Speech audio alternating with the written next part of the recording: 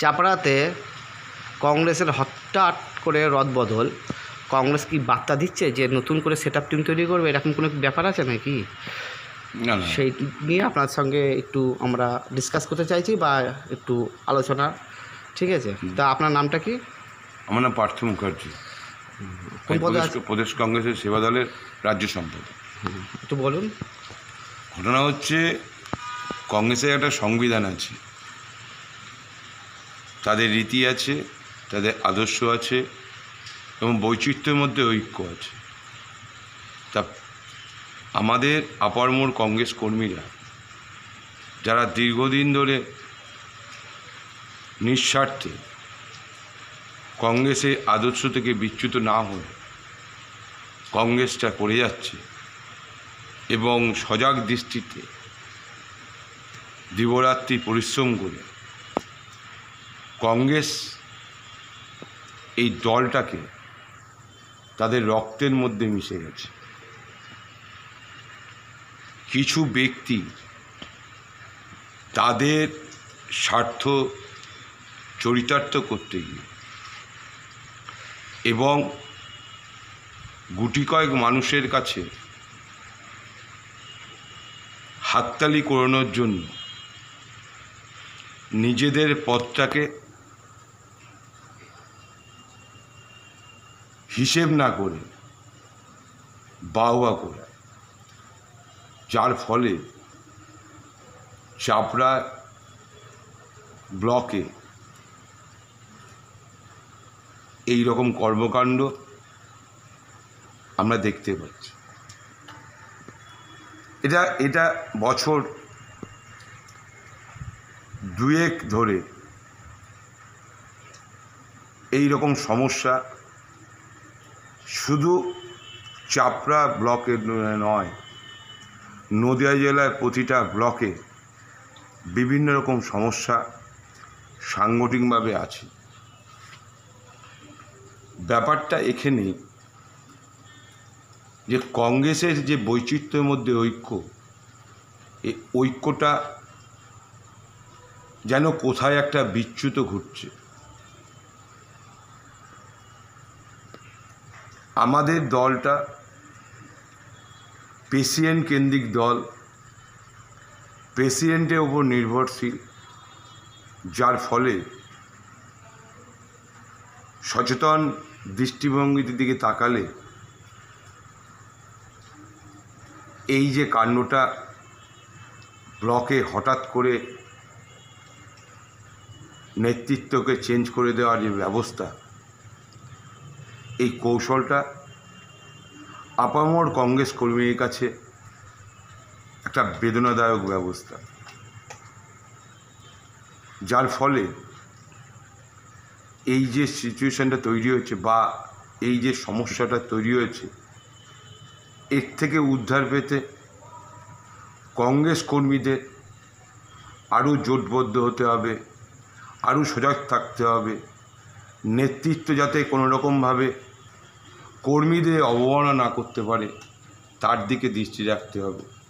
কারণ নেতৃত্ব যদি কোন ভুল ত্রুটি করে থাকে, কর্মীরা যাতে বলতে পারে, তাদের সমস্যাগুলো জানাতে পারে, সেই দিকে দৃষ্টি আকর্ষণ করার প্রয়োজন বলে মনে করি।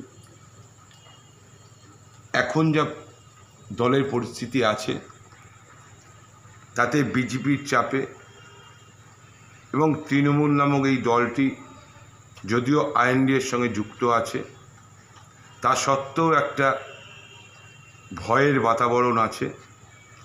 এই সম্মিলিতভাবে কংগ্রেস কর্মীদের একত্রিত করে আনা, এক জায়গায় রাখা বড় কঠিন হয়ে দাঁড়াচ্ছে। এর থেকে পরিত্রাণ পেতে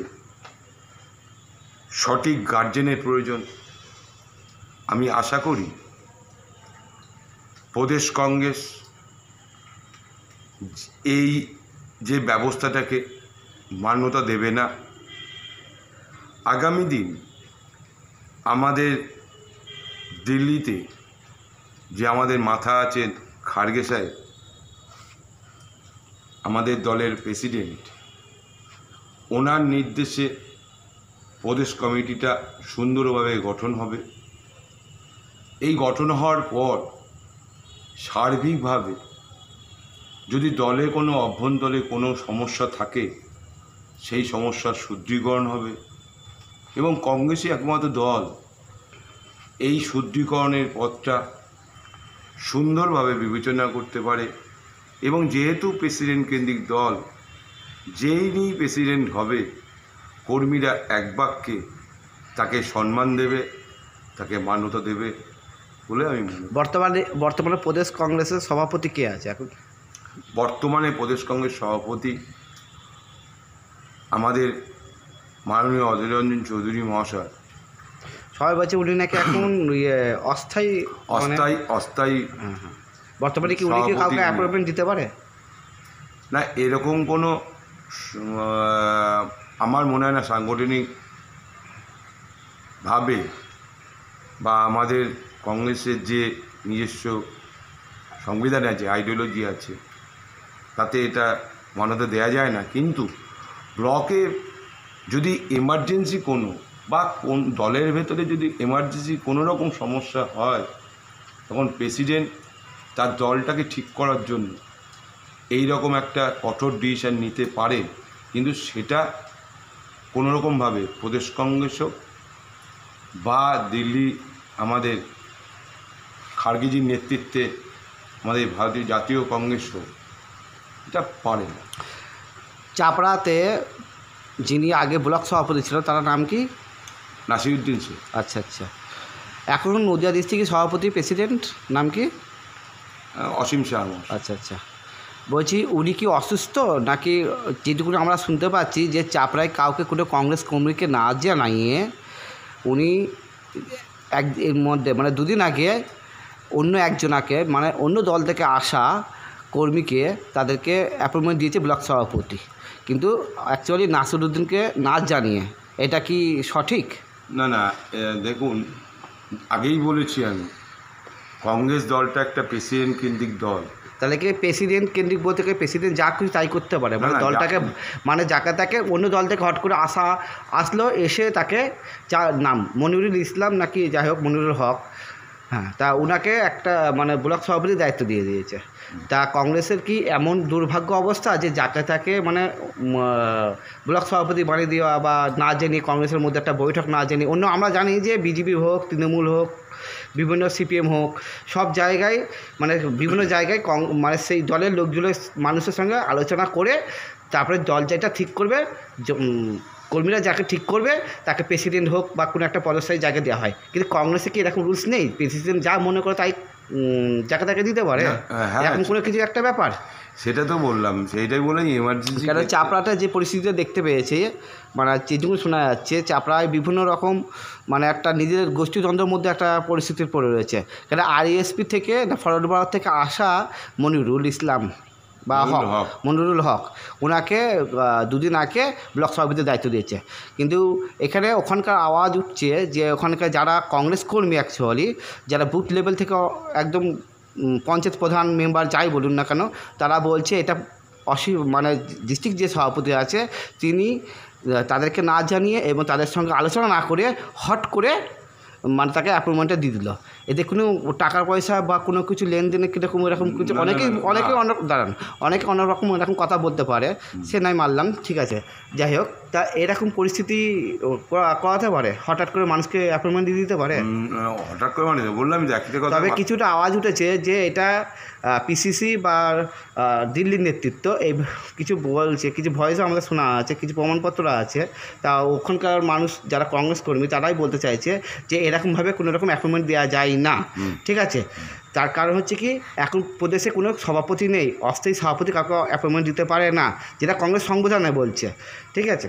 তাই এখানে ভেনুগোপাল উনি হচ্ছে পুরো টোটাল ভারতবর্ষে কংগ্রেসের জেনারেল সেক্রেটারি।